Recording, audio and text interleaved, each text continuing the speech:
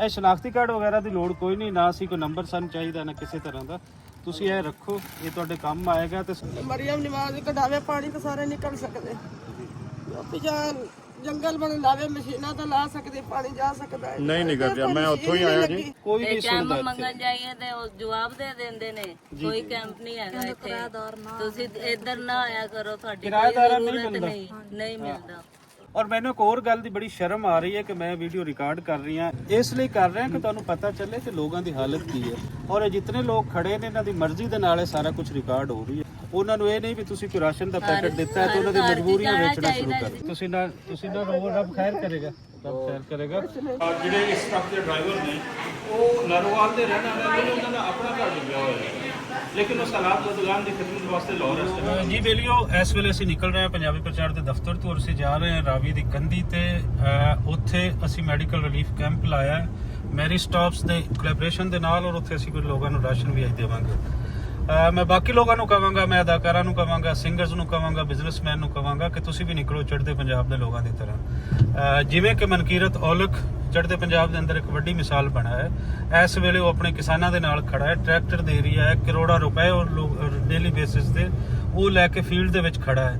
ਸੋ ਇੱਥੋਂ ਦੇ ਲੋਕਾਂ ਨੂੰ ਵੀ ਚਾਹੀਦਾ ਹੈ ਕਿ ਨਿਕਲਣ, ਆਪਣੇ ਲੋਕਾਂ ਦੇ ਨਾਲ ਖੜੇ ਹੋਣ ਔਰ ਮਨਕੀਰਤ ਔਲਖ ਦੀਆਂ ਮਿਸਾਲਾਂ ਲਹਿੰਦੇ ਪੰਜਾਬ ਦੇ ਅੰਦਰ ਵੀ ਸੈੱਟ ਕਰਨ। ਇਸ ਵੇਲੇ ਤੁਸੀਂ ਨਾ ਨਿਕਲੇ ਤੇ ਤੁਸੀਂ ਆਪਣੇ ਲੋਕਾਂ ਦੇ ਵਾਸਤੇ ਉਹਨਾਂ ਦੇ ਨਾਲ ਤੁਸੀਂ ਨਹੀਂ ਖੜੇ ਹੋਵੋਗੇ ਤੇ ਤੁਸੀਂ ਆਪਣੇ ਨਾਲ ਵੀ ਬੁਰਾ ਕਰ ਰਹੇ ਹੋਵੋਗੇ, ਆਪਣੇ ਲੋਕਾਂ ਦੇ ਨਾਲ ਵੀ, ਔਰ ਆਪਣੇ ਪੰਜਾਬ ਦੇ ਨਾਲ ਵੀ ਬੁਰਾ ਕਰ ਰਹੇ ਹੋਵੋਗੇ। ਸੋ ਨਿਕਲੋ, ਆਪਣੇ ਲੋਕਾਂ ਦੇ ਨਾਲ ਖੜੇ ਹੋ। ਸੋ ਇਸ ਵੇਲੇ ਨਿਕਲਣ ਦੀ ਲੋੜ ਹੈ। ਅੱਜ ਤੁਸੀਂ ਇੱਥੇ ਨਾ ਨਿਕਲੇ, ਆਪਣੇ ਲੋਕਾਂ ਦੇ ਨਾਲ ਔਖ ਵੇਲੇ ਨਾ ਖੜੇ ਹੋਏ ਤੇ ਤੁਸੀਂ ਸਵਾਲੀਆ ਨਿਸ਼ਾਨ ਬਣ ਕੇ ਰਹਿ ਜਾਓਗੇ। ਤੁਸੀਂ ਨੇਕ ਨਾਮੀ ਮਨਕੀਰਤ ਔਲਖ ਦੇ ਲੋਕਾਂ ਦੀ ਤਰ੍ਹਾਂ ਉਹ ਕਦੀ ਨਹੀਂ ਖੱਟ ਪਾਓਗੇ।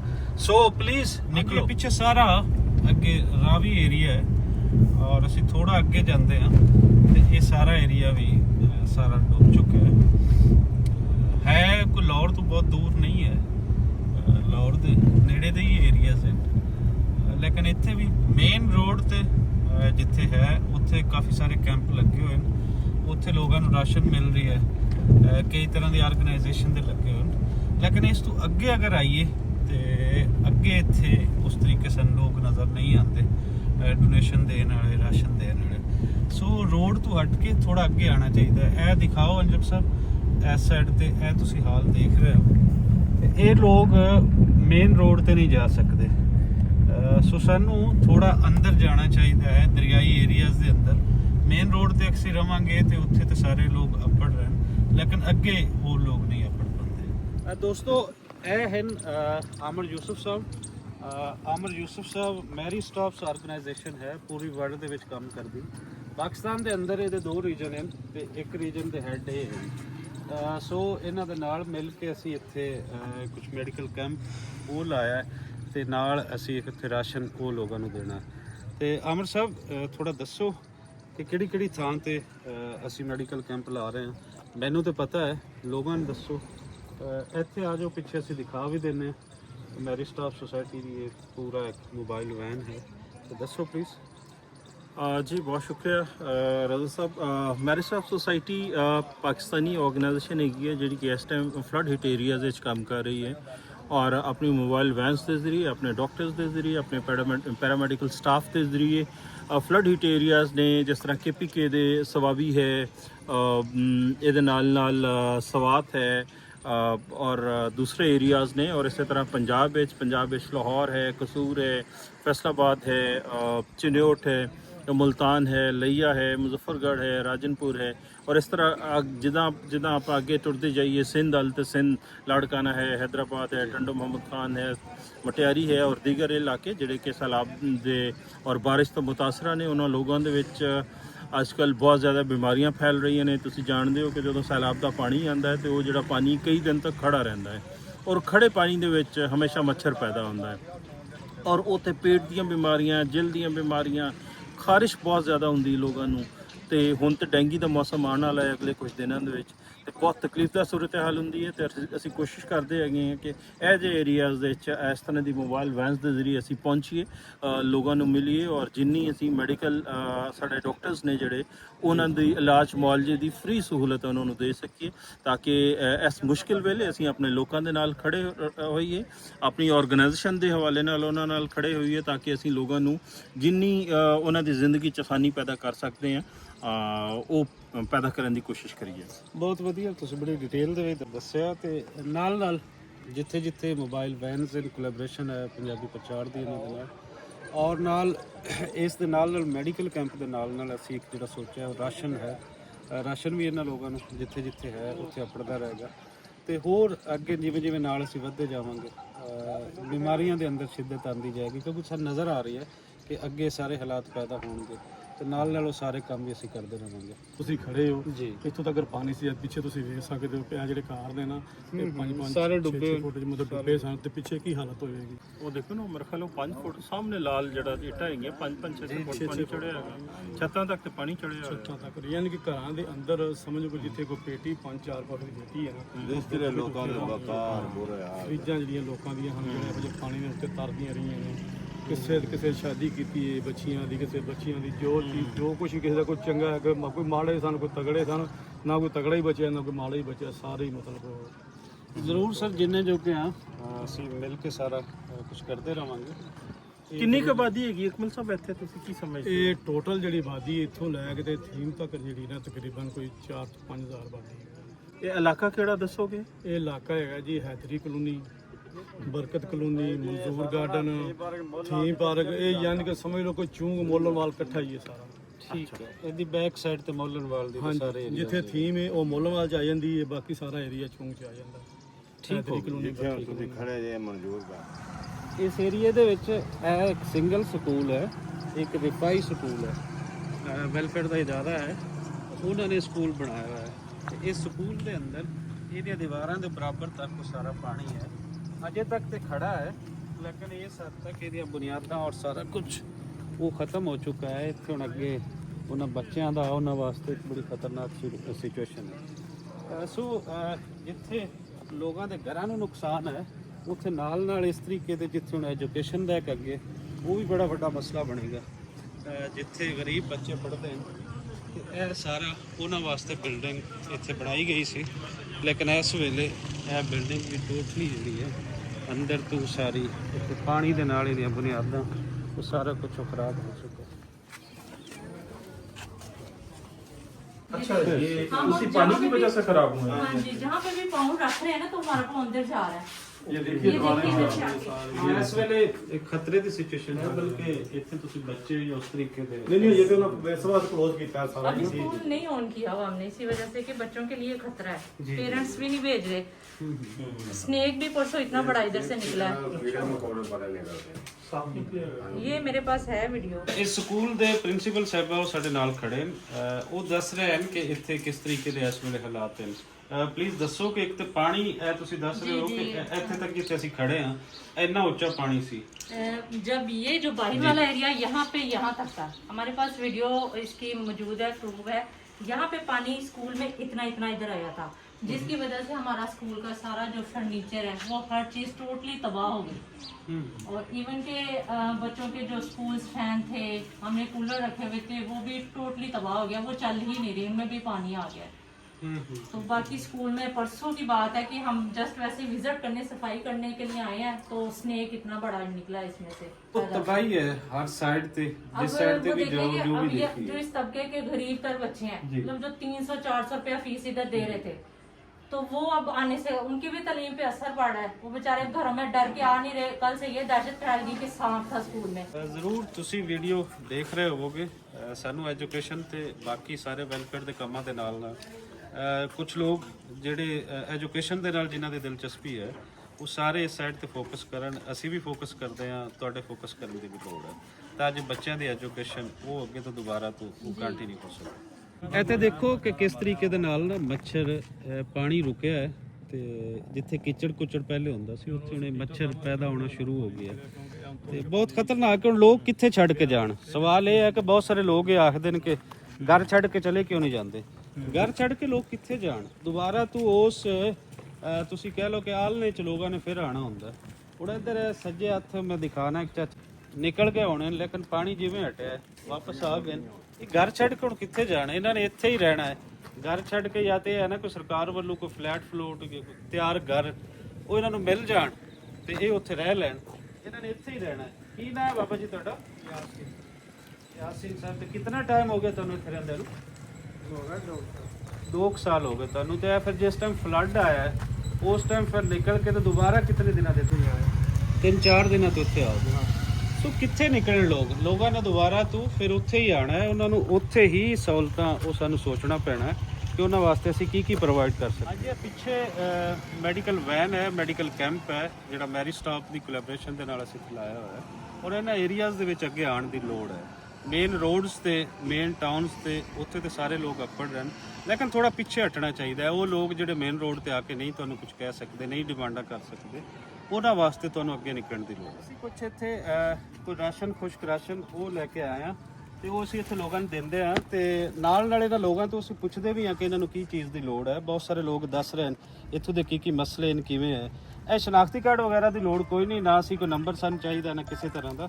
ਤੁਸੀਂ ਇਹ ਰੱਖੋ, ਇਹ ਤੁਹਾਡੇ ਕੰਮ ਆਏਗਾ ਤੇ ਅਸੀਂ ਦੁਬਾਰਾ ਫਿਰ ਛੇਤੀ ਕੋਈ 2-4 ਦਿਨ ਦੇ ਅੰਦਰ ਫਿਰ ਮੁੜਾਂਗੇ। ਤੇ ਇਹ ਤੁਸੀਂ ਰੱਖੋ ਮੈਨੂੰ। ਮਿਹਰਬਾਨੀ ਜੀ, ਅੱਲਾ ਜ਼ਿਆਦਾ ਦੇ, ਅੱਲਾ ਤਾਲਾ ਕਾਮਯਾਬੀ ਦੇਵੇ। ਇਹਦੇ ਨਾਲ ਇਹ ਤੁਸੀਂ ਰੱਖੋ। ਤੇ ਕੀ ਆਖਣਾ ਚਾਹੁੰਦੇ ਹੋ ਤੁਸੀਂ? ਕੀ ਗੱਲ ਕਰਨਾ ਚਾਹੁੰਦੇ ਚਾਹੁੰਦੇ ਅਸੀਂ ਵੀ ਮਾੜੇ ਬੰਦੇ ਟੁੱਟੇ ਪਏ, ਹਰ ਚੀਜ਼ ਰਹੀ ਨਹੀਂ ਹੈਗੀ, ਸਾਡੀਆਂ ਜਾਨਾਂ ਤੁਸੀਂ ਲਿਆ? ਸਾਡੀਆਂ ਜਾਨਾਂ ਹੀ ਬਖਸ਼ੀਆਂ ਗਈਆਂ ਨੇ, ਹੋਰ ਚੀਜ਼ਾਂ ਤੇ ਸਾਡੇ ਨੁਕਸਾਨ ਹੀ ਹੋਏ, ਹੋਰ ਕੁਝ ਨਹੀਂ, ਨਾ ਬਿਸਤਰਾ ਨਾ ਕੱਪੜਾ ਹੈ। ਹਾਂ ਹਾਂ। ਤੇ ਇਸ ਟਾਈਮ ਇਹ ਦੱਸੋ ਵੀ ਸਭ ਤੋਂ ਜ਼ਿਆਦਾ ਬੱਚੇ ਲੈ ਕੇ ਬੈਠੇ ਆ। ਬੈਂਡ ਮੇਰੀ ਇਹ ਦੱਸੋ ਵੀ ਜਿਵੇਂ ਹੁਣ ਇਸ ਵੇਲੇ ਨਾ ਖਾਣ ਪੀਣ ਦੀ ਲੋੜ ਹੈ। ਚਲੋ ਜੀ, ਇਹਨਾਂ ਨਾਲ ਅਸੀਂ ਇੱਕ ਇਹ ਵੀ ਹੈ ਕਿ ਇਹ ਵਾਅਦਾ ਵੀ ਹੈ ਕਿ ਜਿੱਥੇ ਜਿੱਥੇ ਅਸੀਂ ਜਾ ਰਹੇ ਹਾਂ ਦੁਬਾਰਾ ਤੋਂ ਇਹਨਾਂ ਨੂੰ ਜੋ ਜੋ ਡਿਮਾਂਡ ਕਰ ਰਹੇ ਨੇ, ਜਿੰਨੇ ਜੋਗੇ ਅਸੀਂ ਹਾਂ ਉਹ ਸਾਰਾ ਕਰਕੇ ਜਾਵਾਂਗੇ। ਕੋਈ 2-4 ਦਿਨ ਦੇ ਬਾਅਦ ਦੁਬਾਰਾ ਅਸੀਂ ਇੱਥੇ ਆਉਂਦੇ ਹਾਂ ਇਹ ਸਾਰਾ ਕਰਦੇ ਰਵਾਂਗੇ। ਤੇ ਇਹਨਾਂ ਲੋਕਾਂ ਨੂੰ ਤੁਹਾਡੀ ਲੋੜ ਹੈ, ਇਹ ਅਸੀਂ ਨਹੀਂ ਕਹਿੰਦੇ ਵੀ ਸਾਡੇ ਥਰੂ ਆਓ, ਤੁਸੀਂ ਆਪ ਵੀ ਆਓ। ਮੇਨ ਰੋਡ ਤੋਂ ਹਟ ਕੇ ਪਿਛਲੀਆਂ ਰਿਮੋਟ ਏਰੀਆਜ਼ ਦੇ ਅੰਦਰ ਜਾਓ, ਉੱਥੇ ਲੋਕਾਂ ਦੇ ਬੜੀਆਂ ਲੋੜਾਂ ਹਨ। ਇਹ ਲੋਕ ਬਾਹਰ ਜਾ ਕੇ ਨਹੀਂ ਡਿਮਾਂਡਾਂ ਕਰ ਸਕਦੇ, ਨਹੀਂ ਮੰਨ ਨਹੀਂ ਸਕਦੇ। ਅਸੀਂ ਜਾ ਸਕਦੇ, ਸਾਡੀ ਕੋਈ ਸੁਣਦਾ ਹੀ ਨਹੀਂ ਹੈਗਾ ਬਾਹਰ। ਕੋਈ ਨਹੀਂ ਸੁਣਦਾ ਇੱਥੇ। ਮੰਗਣ ਜਾਈਏ ਤੇ ਉਹ ਜਵਾਬ ਦੇ ਦਿੰਦੇ ਨੇ ਕੋਈ ਕੈਂਪ ਨਹੀਂ ਹੈਗਾ ਇੱਥੇ, ਤੁਸੀਂ ਇੱਧਰ ਨਾ ਆਇਆ ਕਰੋ, ਤੁਹਾਡੀ ਕਿਰਾਏਦਾਰਾਂ ਕੋਈ ਨਹੀਂ ਜ਼ਰੂਰਤ ਮਿਲਦਾ। ਨਹੀਂ ਮਿਲਦਾ। ਇੱਕ ਇਹ ਵੀ ਜਿਹੜੇ ਮਸਲਾ ਹੈ, ਭਾਈ ਬਾਹਰ ਕਿਰਾਏਦਾਰਾਂ ਨੂੰ ਬੈਠੇ ਕੁਝ ਨਹੀਂ ਨੇ, ਮਿਲ ਰਿਹਾ ਜੀ। ਜਿਹੜੇ ਬਾਹਰ ਬੈਠੇ ਨੇ ਜ਼ਿਆਦਾ ਮਜਬੂਰ ਨੇ, ਅੰਦਰ ਵਾਲਿਆਂ ਨੂੰ ਸਭ ਕੁਝ ਮਿਲ ਰਿਹਾ, ਰੋਟੀ ਤੱਕ ਮਿਲ ਰਿਹਾ। ਹਾਂ ਹਾਂ। ਐ ਮੈਂ ਪਰਚੀ ਬਣਵਾਈ ਸੀ ਉਹਨਾਂ ਕੋਲੋਂ, ਇਹ ਇਸ ਤੋਂ ਪਹਿਲੇ ਨਹੀਂ ਮਿਲਿਆ। ਨਹੀਂ ਜੀ, ਇਸ ਤੋਂ ਪਹਿਲੇ ਇੱਥੇ ਸਾਨੂੰ ਕੋਈ ਐਵੇਂ ਚੀਜ਼ ਉਹਨਾਂ ਕੋਲ ਪਰਚੀ ਬਣਵਾਈ ਹੈ ਤਾਂ ਉਹ ਖਾਣਾ ਦੇਣ ਲੱਗੇ, ਸਿਰਫ ਖਾਣਾ ਹੀ ਸਾਨੂੰ ਦੇ ਸਾਨੂੰ ਪਰਚੀਆਂ ਦੀ ਸ਼ਨਾਖਤੀ ਕਾਰਡ ਦੀ ਲੋੜ ਨਹੀਂ। ਔਰ ਮੈਨੂੰ ਇੱਕ ਹੋਰ ਗੱਲ ਦੀ ਬੜੀ ਸ਼ਰਮ ਆ ਰਹੀ ਹੈ ਕਿ ਮੈਂ ਵੀਡੀਓ ਰਿਕਾਰਡ ਕਰ ਰਹੀ ਹਾਂ ਇਹਨਾਂ ਲੋਕਾਂ ਨੂੰ। ਇਹ ਕਿਸ ਲਈ ਮੈਂ ਕਰ ਰਹੀ ਹਾਂ ਕਿ ਤੁਹਾਨੂੰ ਅੰਦਾਜ਼ਾ ਹੋਵੇ। ਇਹ ਕੋਈ ਇਹ ਨਹੀਂ ਕਿ ਅਸੀਂ ਇਸ ਨੂੰ ਬਹੁਤ ਪ੍ਰਮੋਟ ਕਰਨਾ ਹੈ ਆਪਣੀ ਐਕਟੀਵਿਟੀਜ਼ ਨੂੰ, ਆਪਣੇ ਰਾਸ਼ਨ ਨੂੰ। ਇਸ ਲਈ ਕਰ ਰਹੇ ਹਾਂ ਕਿ ਤੁਹਾਨੂੰ ਪਤਾ ਚੱਲੇ ਕਿ ਲੋਕਾਂ ਦੀ ਹਾਲਤ ਕੀ ਹੈ। ਔਰ ਇਹ ਜਿੰਨੇ ਲੋਕ ਖੜੇ ਨੇ ਇਹਨਾਂ ਦੀ ਮਰਜ਼ੀ ਦੇ ਨਾਲ ਇਹ ਸਾਰਾ ਕੁਝ ਰਿਕਾਰਡ ਹੋ ਰਹੀ ਹੈ। ਤੁਸੀਂ ਵੀ ਕਿਤੇ ਵੀ ਜਾਓ, ਲੋਕਾਂ ਤੋਂ ਪਹਿਲੇ ਪੁੱਛ ਲਓ। ਉਹਨਾਂ ਨੂੰ ਇਹ ਨਹੀਂ ਵੀ ਤੁਸੀਂ ਕੋਈ ਰਾਸ਼ਨ ਦਾ ਪੈਕੇਟ ਦਿੱਤਾ ਹੈ ਤੇ ਉਹਨਾਂ ਦੀ ਮਜਬੂਰੀਆਂ ਵੇਚਣਾ ਸ਼ੁਰੂ ਕਰ ਦਿਓ। ਗਾੜੀ ਨਾਲ ਰਾਸ਼ਨ ਕੋਈ ਕੀ ਕਰੇ, ਰੋਟੀ ਵਾਲਾ ਇਹ ਹੈ ਕਿ ਉਹ ਕਹਿੰਦੇ ਨੇ ਘਰ ਨਹੀਂ ਰਹਿ ਸਾਡੇ ਤੇ ਖਾਲੀ ਰਾਸ਼ਨ ਨੂੰ ਅਸੀਂ ਕੀ ਕਰਨਾ। ਰਾਸ਼ਨ ਨਾਲ ਕੀ ਕਰੀਏ? ਬੈਨ ਜੀ, ਜਿੰਨੇ ਜੋਗੇ ਅਸੀਂ ਆ, ਅਸੀਂ ਨਾ ਤੇ ਗਵਰਨਮੈਂਟ ਆ ਤੇ ਨਾ ਕਿ ਗਵਰਨਮੈਂਟ ਵੱਲੋਂ ਆਏ ਆ। ਅਸੀਂ ਤੇ ਆਪਣੇ ਤੌਰ ਤੇ ਤੁਹਾਡੇ ਤਰ੍ਹਾਂ ਲੋਕਾਂ ਦਾ ਅਹਿਸਾਸ ਕਰਕੇ ਕਿ ਸਾਡੇ ਲੋਕਾਂ ਨੂੰ ਅੱਜ ਲੋੜ ਹੈ, ਅਸੀਂ ਆਪਣੇ ਲੋਕਾਂ ਦੇ ਕੋਲ ਸਾਡੀ ਜ਼ਿੰਦਗੀ ਕਰੇ, ਅਸੀਂ ਦੁਆ ਦੇਵਾਂਗੇ। ਸਾਡੇ ਨਾਲ ਕੋਈ ਜਿਹੜਾ ਕੋਈ ਚਾਰ ਹਮੇ ਪਿਛਲੇ ਵੇਚ ਤੇ ਨਹੀਂ, ਤੁਸੀਂ ਨਾ ਰੋ, ਰੱਬ ਖੈਰ ਕਰੇਗਾ, ਰੱਬ ਖੈਰ ਕਰੇਗਾ। ਵੇੜਾ ਔਖਾ ਆਂਦਾ ਹੈ ਨਾ ਤੇ ਅੱਲਾ ਸੋਹਣੇ ਦਾ ਸ਼ੁਕਰ ਅਦਾ ਕਰ ਰਹੇ ਆ। ਤੁਹਾਡਾ ਘਰ ਇੱਥੇ ਕਿਹੜੀ ਥਾਂ ਤੇ ਆ? ਸਾਰਾ ਡੁੱਬ ਗਿਆ, ਡਿੱਗ ਗਿਆ। ਬਾਬੇ ਨਜ਼ਰ ਇੱਥੇ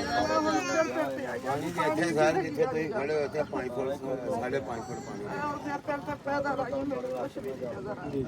ਤੁਸੀਂ ਇਸ ਤਰ੍ਹਾਂ ਕਰੋ, ਰਾਸ਼ਨ ਜਿਹੜਾ ਹੈ ਨਾ ਉਹ ਤੇ ਲੈ ਕੇ ਜਾਓ ਤੇ ਬਾਕੀ ਕੋਈ ਘਰ ਦੇ ਕਿਸੇ ਚੀਜ਼ ਦਾ ਕੋਈ ਨੰਬਰ ਹੋਵੇ ਮੈਡੀਕਲ ਕੈਂਪ ਤੋਂ ਜ਼ਰੂਰੀ ਹੈ। ਇਸ ਵੇਲੇ ਦਵਾਈ ਲੈਣਾ ਵੀ ਜ਼ਰੂਰੀ ਜਾਓ, ਜੇ ਦਵਾਈ ਚੈੱਕਅਪ ਕਰਾਓ, ਦਵਾਈ ਵੀ ਲਵੋ। ਤੇ ਫਿਰ ਜਿਹੜਾ ਤੁਹਾਡਾ ਬਾਕੀ ਮਸਲਾ ਹੈ, ਅਸੀਂ ਤੇ ਆਵਾਜ਼ ਹੀ ਚੁੱਕਣੀ ਅੱਗੇ। ਤੇ ਰੱਬ ਖੈਰ ਕਰੇ ਕਿ ਬਹੁਤ ਸਾਰੇ ਲੋਕ ਇਹ ਗੱਲਾਂ ਸੁਣ ਕੇ ਤੇ ਇਹਨਾਂ ਲੋਕਾਂ ਦੀ ਸਪੋਰਟ ਵਾਸਤੇ ਆਣ, ਦੁਬਾਰਾ ਤੋਂ ਇਹਨਾਂ ਸਾਰੇ ਲੋਕਾਂ ਨੂੰ ਸਮਝਾ ਦੇਣ। ਮਰੀਮ ਨਵਾਜ਼ ਕਢਾਵੇ ਪਾਣੀ ਤਾਂ ਸਾਰੇ ਨਿਕਲ ਸਕਦੇ। ਪਿਛਾ ਜੰਗਲ ਬਣ ਲਾਵੇ ਮਸ਼ੀਨਾਂ ਤਾਂ ਲਾ ਸਕਦੇ, ਪਾਣੀ ਜਾ ਸਕਦਾ ਹੈ। ਨਹੀਂ ਕਰ ਰਿਹਾ, ਮੈਂ ਉੱਥੋਂ ਹੀ ਆਇਆ ਜੀ। ਮੈਂ ਗਲਤ ਸੁਣੋ, ਮੈਂ ਆਇਆ, ਮੇਰੇ ਕੋਲ ਵੀਡੀਓ ਮੈਂ ਤੁਹਾਨੂੰ ਵਿਖਾਣਾ ਆਇਆ ਤੇ ਉਹ ਜਿਹੜਾ ਨਾ ਜਨਰੇਟਰ ਜਿਹੜੇ ਪਾਣੀ ਵਾਲੇ ਟੂਬਲ ਕੱਢੇ ਨਾਲ ਲਿਆਂਦੀ ਬੈਠੇ ਨੇ 8 ਨੇ ਬੰਦ ਕੀਤੇ ਹੋਏ ਨੇ। ਜਿਹੜਾ ਉਹਨਾਂ ਖਾਲਾ ਮਾਰਿਆ ਹੋਇਆ ਨਾ ਉਹਦੇ ਜ਼ਰੀਏ ਪਾਣੀ ਨਿਕਲ ਰਿਹਾ, ਹੋਰ ਕੁਝ ਨਹੀਂ। ਸੀਓ ਸਾਹਿਬ ਆਏ ਨੇ, ਉਹਨਾਂ ਹੁਣ ਸਾਡੇ ਕੋਲ ਪਾਣੀ ਚਲਾਇਆ ਹੈ, ਮਤਲਬ ਉਹ ਚਲਾ ਦਿੱਤੇ ਨੇ। ਅਸੀਂ ਉਹਨਾਂ ਨੂੰ ਦੱਸਿਆ ਹੈ ਵੀ ਉਹਨਾਂ ਦੇ ਇਲਮ 'ਚ ਗੱਲ ਕੀਤੀ ਹੈ ਵੀ ਜਨਾਬ ਇਹ ਤੁਸੀਂ ਇਹ ਜਦੋਂ ਇਹ ਚਲਾਏ ਨੇ, ਇਹ ਤਾਂ ਇਹ ਬੰਦ ਕੀਤੇ ਵੈਸੇ ਨਾ। ਉਹ ਕਹਿ ਰਹੇ ਸਨ ਇਨਸ਼ਾੱਲਾ ਹੁਣ ਚੱਲੇ ਰਹਿੰਦੇ 24 ਘੰਟੇ। ਹੁਣ ਪਤਾ ਲੱਗ ਜਾਂਦਾ ਕੀ ਬੰਦ ਹੈ, ਘਰ ਤੇ ਸਾਡੇ ਸਾਰੇ ਡੁੱਬੇ ਹੋਏ ਨੇ। ਇੱਥੇ ਆਵੇ ਆਣ ਤਾਂ ਵੇਖੋ ਤੁਸੀਂ ਗਰੀਬ ਡੁੱਬੇ ਪਏ। ਨਹੀਂ ਕੁਝ ਵੀ ਨਹੀਂ ਜਿਹੜਾ ਨਾ ਜੀ, ਉਹਨਾਂ ਦਾ ਸਾਰਾ ਬੰਦ ਕੀਤਾ ਗਿਆ ਲੋਕਾਂ ਨੇ। ਸਾਡੇ ਗਰੀਬਾਂ ਦਾ ਵੀ ਹਾਲ ਹੈ ਤੇ ਪੁੱਛੇ ਜਾਣ ਵੇਖੇ ਡੁੱਬੇ ਨੇ ਕਿਉਂ ਜਿੰਦੇ ਕੀ ਕਰੀਏ ਅਸੀਂ। ਇਹ ਹਾਲ ਹੈ ਜੀ, ਤਕਲੀਫ ਹੁੰਦੀ ਲੋਕਾਂ ਨਾਲ ਗੱਲ ਕਰਕੇ। ਪਿੱਛਾ ਵੀ ਕੋਈ ਨਹੀਂ, ਕੋਈ ਮਕਾਨ ਦੇ ਕੋਈ ਪਿੱਛਾ ਹੋਵੇ, ਪਿੱਛਾ ਚਲੇ ਜਾਈਏ, ਉਹ ਵੀ ਕੋਈ ਨਹੀਂ। ਰਹਿਣ ਦਾ ਕੋਈ ਥਾਂ ਨਹੀਂ ਹੈ। ਦੇਖੋ ਇੱਕ ਹੋਰ ਜਿਹੜੀ ਗੱਲ ਮੈਂ ਕਰਨਾ ਚਾਹੁੰਦਾ ਕਿ ਗਵਰਨਮੈਂਟ ਇਸ ਵੇਲੇ ਨਾ ਆਖਰੀ ਹੱਲ ਉਹ ਦੇ ਰਹੀ ਹੈ ਕਿ ਤੁਸੀਂ ਟੈਂਟ ਦੇ ਵਿੱਚ ਚਲੇ ਜਾਓ। ਕਿਵੇਂ ਇੱਜ਼ਤਦਾਰ ਲੋਕ ਵਿਚਾਰੇ ਟੈਂਟ ਵਿੱਚ ਗਏ ਆ, ਉਹਨਾਂ ਨੇ ਕਿਹਾ ਕਿਰਾਏਦਾਰਾਂ ਨੂੰ ਟੈਂਟਾਂ ਦੇ ਵਿੱਚ ਨਹੀਂ ਬਿਠਾਣਾ। ਜਿਹੜੇ ਜਿਨ੍ਹਾਂ ਦੇ ਘਰ ਨੇ ਮੌਜੂਦਾ ਉਹਨਾਂ ਨੂੰ ਟੈਂਟਾਂ ਦੇ ਵਿੱਚ, ਤੇ ਜਿਨ੍ਹਾਂ ਨੂੰ ਰਾਸ਼ਨ ਵੀ ਖਾਣ ਪੀਣ ਵੀ ਉਹਨਾਂ ਨੂੰ ਦੇਣਾ, ਜਿਨ੍ਹਾਂ ਦੇ ਘਰ ਨੇ। ਕਿਰਾਏਦਾਰਾਂ ਨੂੰ ਕੋਈ ਸ਼ੈ ਨਹੀਂ ਦੇਣੀ। ਮੈਂ ਆਪ ਖੁਦ ਗਈ ਆ ਉੱਥੇ, ਉਹਨਾਂ ਨੇ ਕਿਤਨੇ ਕਿਰਾਏਦਾਰਾਂ ਨੂੰ ਨਹੀਂ ਦੇਣਾ ਕੁਝ ਵੀ। ਕਿ ਜਿਨ੍ਹਾਂ ਕੋਲ ਆਪਣਾ ਘਰ ਨਹੀਂ ਉਹਨਾਂ ਨੂੰ ਟੈਂਟ ਵੀ ਨਹੀਂ ਮਿਲ ਸਕਦਾ। ਕਿਸ ਵਜ੍ਹਾ ਤੋਂ ਨਹੀਂ ਮਿਲ ਸਕਦਾ? ਕਿ ਉਹਨਾਂ ਕੋਲ ਘਰ ਹੋਏਗਾ ਤੇ ਉਸ ਦੀ ਬੇਸ ਤੇ ਟੈਂਟ ਮਿਲੇਗਾ। ਉਹਨਾਂ ਨੇ ਕਿਹਾ ਆਪਣੇ ਮਕਾਨ ਦੀ ਰਜਿਸਟਰੀ ਜਾਂ ਤਕਲੀਫ ਦੇ ਸੀ ਲਿਆਓ ਬੱਤੀ ਦਾ ਬਿੱਲ। ਇਹ ਤੁਸੀਂ ਇੱਕ ਸਾਈਡ ਤੋਂ ਨਾ ਇਹ ਤੁਸੀਂ ਲੈ ਜਾਓ, ਇਹ ਬਾਬੇ ਤੁਸੀਂ ਲੈ ਜਾਓ ਸਾਈਡ ਤੇ ਕਰ ਲਓ। ਹਾਂ ਮੈਂ ਤੁਹਾਨੂੰ ਦੇਣਾ ਔਰਤਾਂ ਨੂੰ ਪੈਸੇ ਦੇ ਜੀ ਠੀਕ ਹੈ ਫਿਰ ਮੈਂ ਤੁਹਾਨੂੰ ਹੋਰ ਲਿਆ ਕੇ ਦਿੰਦਾ ਜੀ। ਠੀਕ ਹੋ ਗਿਆ।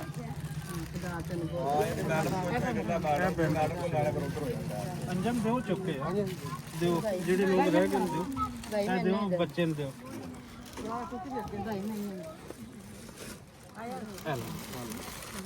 ਉਹ ਰਹਿ ਗਿਆ, ਤੁਹਾਨੂੰ ਮਿਲ ਗਿਆ। ਇੱਕ ਪੈਕਟ ਮੈਨੂੰ ਦਿਓ। ਇਸ ਤਰ੍ਹਾਂ ਬੇਟੀ ਨੂੰ ਇਹ ਬੱਚੀ ਕੀ ਐ ਭਈਆ ਬੱਚੀ ਨੂੰ ਦਿਓ। ਇਹ ਬੱਚੀ ਨੂੰ ਦਿਓ।